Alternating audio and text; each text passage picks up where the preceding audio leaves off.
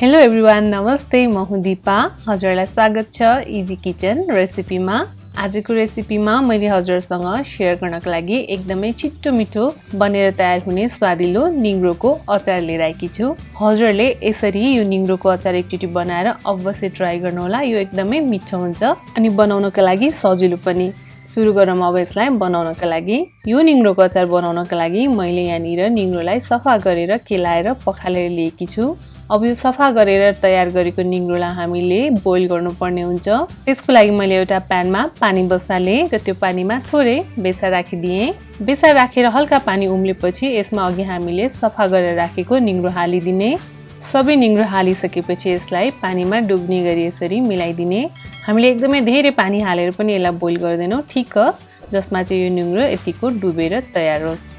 अब यतिको भइसकेपछि हामीले यसलाई छोपिदिन्छौँ। ग्यास पेटलाई मिडियममा राखेर 10 देखि 12 मिनेट यसलाई पाक्नको लागि छाडिदिने। 10 देखि 12 मिनेटमा निग्रो चाहिँ राम्रोसँग पाकेर तयार हुन्छ। अब यो पाकेर तयार भइसकेको निग्रोलाई हामीले पानीबाट निकाल्ने। पानीबाट निकालिसकेको निग्रोलाई मैले चाहिँ यहाँ भुटेर तयार गर्दैछु यो अचारको रेसिपीको लागि।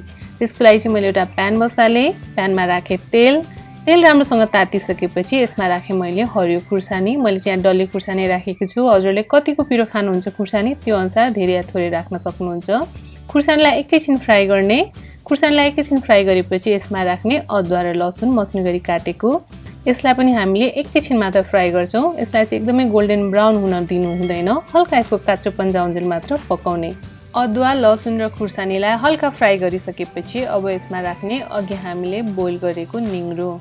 सबै निग्रो हालिसकेपछि यसमा राखिदिने थोरै बेसार राखे सँगसँगै यसमा राख्ने स्वादअनुसार नुन र बेसार राखिसकेपछि ग्यासको हिटलाई मिडियम टु हाईमा राखेर अब यसलाई हामीले 2 मिनेट जति मजाले भुट्छौँ। यसलाई चाहिँ अब नछोपिकन भुट्ने मात्र।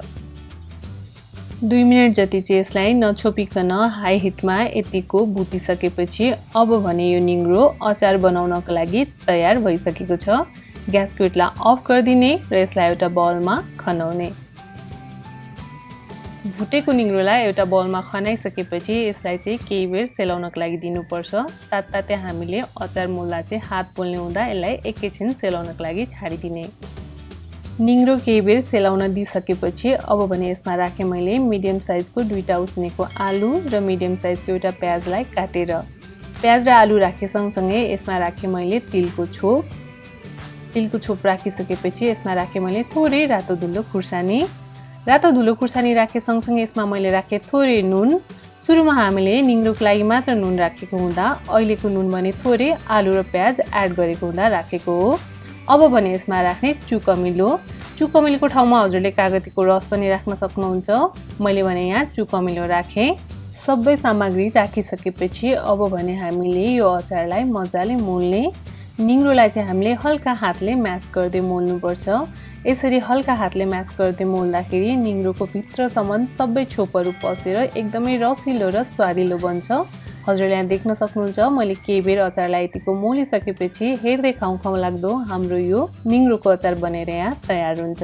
हजुरले पनि यो निग्रोको अचार एकचोटि अवश्य ट्राई गर्नुहोला। यो एकदमै मिठो बन्छ र छिटो पनि बन्छ र थोरै सामग्रीमा बनेर तयार हुन्छ। हजुरलाई आजको रेसिपी कस्तो लाग्यो? मन परेमा यो भिडियोलाई लाइक गरिदिनु होला, आफ्नो साथीभाइहरूसँग सेयर पनि गरिदिनु होला। यसको साथसाथै इजी किचन रेसिपीलाई सब्स्क्राइब गरिदिनु होला। हजुरको दिन शुभ बितोस्। Thank you.